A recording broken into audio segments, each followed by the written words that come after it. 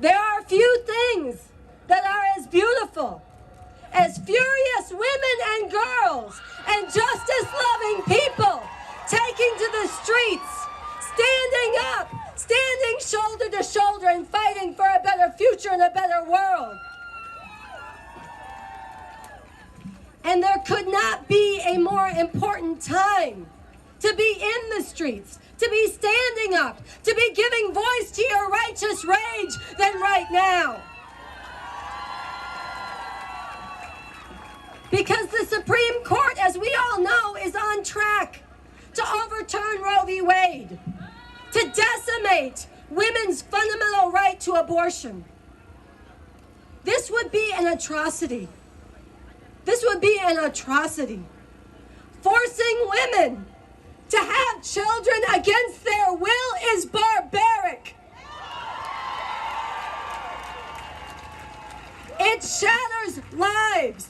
It forecloses dreams. It traps women in abuse. It forces women and girls to drop out of school, to lose their jobs, to lose their future, and it tells women, it tells all women and all girls, whether or not they ever become pregnant, that the state, a patriarchal state, views them as less than fully human. Forced motherhood is female enslavement. And if we let them overturn Roe v. Wade, this will not only be a nightmare for women and girls across this country for generations to come, this will not only send shockwaves of nightmare around the world because of the role that the U.S. plays around the world. This will accelerate the Christian fascist juggernaut that is also coming for contraception, for LGBTQ rights, that is also coming for the rights and the lives of black people and other people of color. This is why we say, and we must mean it, and we must back it up with our bodies in the streets and our voices refusing to fall silent. Overturn Roe? Hell no. Overturn Roe? Hell no. We need to stay in these streets. We need to stay in these streets. And I want to let you know, riseupforabortionrights.org. We have called for this Thursday, building on the last 2 Thursdays of beautiful outpourings of students and youth across this country, from Kentucky to Tennessee, to Colorado, to Arkansas, to Texas, to here in New York City, walking out of school. This Thursday, there needs to be walkouts on a magnitude larger across this country, coming back here at Union Square at 1 o'clock. And everybody has to wear green bandanas, green clothing, chalk the sidewalks green, hang green banners over freeway overpasses, spread the green everywhere. This Thursday, May 19th. And then next Thursday, May 26th. All of us joining the youth, we need to shut this country down. At noon, you have to leave work, leave school, leave whatever you're doing. Musicians, bring your instruments into the streets. Everybody come out into the streets. People drive real slow or park on the overpasses and shut down the bridges and the tunnels. We need to bring this country to a halt. In Rise Up for Abortion Rights, we have been sounding the alarm since the Supreme Court first heard the case last December that is now coming to a decision. We have been sounding the alarm. We have been rallying people. We have been calling on people to fill the streets to stop this from going down. And now that there has been a leak, millions have been jolted awake. Millions can see what's happening. And so it is so beautiful. It is so important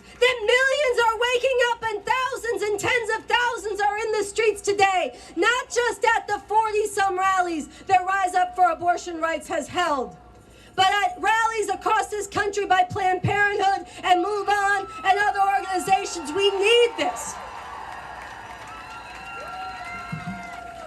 But we also need real talk, sisters and brothers and beautiful people. We need real talk. Because just as this shockwave of alarm is spreading, just as people are coming out into the streets, there is also a louder and louder drumbeat being pushed by Democratic Party politicians and by so-called leaders who are tied to them, that the most realistic thing we can do is channel our energies off the streets and into the elections in the fall. This is something that the revolutionary leader Bob Avakian, who I follow, has warned about in an important new article at revcom.us. And he makes the point, and I'm going to make the point, that our power is out here in the streets. Not only is waiting till November too late, the Supreme Court will already have ruled by then. It's too late. We need to stop them now. But the truth is that voting is not the way any fundamental right has ever been won. It's not the way any progress has been made. Think about it. Even the right to vote was not won by voting. It was won by sitting in, by walking out, by marching, by freedom riding, by going to jail, by going on hunger strike, by walking across that Edmund Pettus Bridge in Selma, Alabama, knowing that there were brutal white supremacist law enforcement and good old boy Klansmen on the other side waiting to inflict barbaric violence. It took standing up. As the incredible abolitionist and freedom fighter and former slave Frederick Douglass said, power concedes nothing without a demand. It never has and it never will. And on an even deeper level, sisters and brothers, beautiful people, these Democrats, they pose as champions of women and the oppressed, but the truth is they have facilitated this assault on women's fundamental right to abortion over decades. Over decades, they have sought common ground with these religious theocrats. There can be no common ground with those who would enslave women. They have run anti-abortion candidates, and they have ceded the high moral ground to these theocrats and Christian fascists. What else does it mean to say, as Hillary Clinton and so many others did for years, that abortion should be safe, legal, and rare, as if there's something wrong with it? There is nothing wrong with abortion. There is nothing wrong. There is nothing wrong with women controlling their bodies, their lives, their destinies. That is a great thing. That is a beautiful thing. We need abortion on demand and without apology. And here's another thing that these Democrats don't want to say, and that so much of the movement doesn't want to say. The assault on abortion has always been about controlling women. It has always been about controlling women. It's not about health care in the abstract. Of course abortion is health care, but clinics aren't bombed because it's health care. They're bombed because abortion gives women control over their lives and their destinies. It's not about bodily autonomy. They like to say that in the abstract. These fascists have no problem saying my body, my choice when they want to deny vaccines or masks. They don't have a problem with bodily autonomy. They have a problem. They have a problem with women.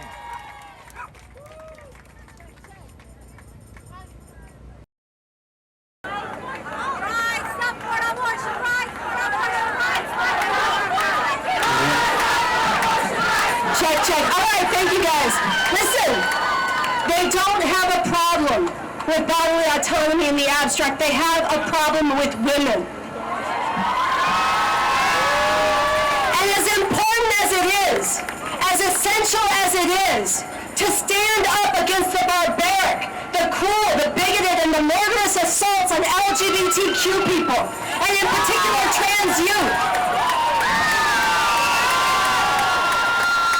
We have to recognize that the assault on abortion is at its core an assault on women, and we have to tell the truth, and we have to name women. And the Christian fascists certainly do. I remember when I first got involved in this fight, going up to defend the last abortion clinic in North Dakota in the 90s. And the religious fanatics who were laying siege to that clinic, they dropped to their knees, and the prayer they said was this. I'll never forget it.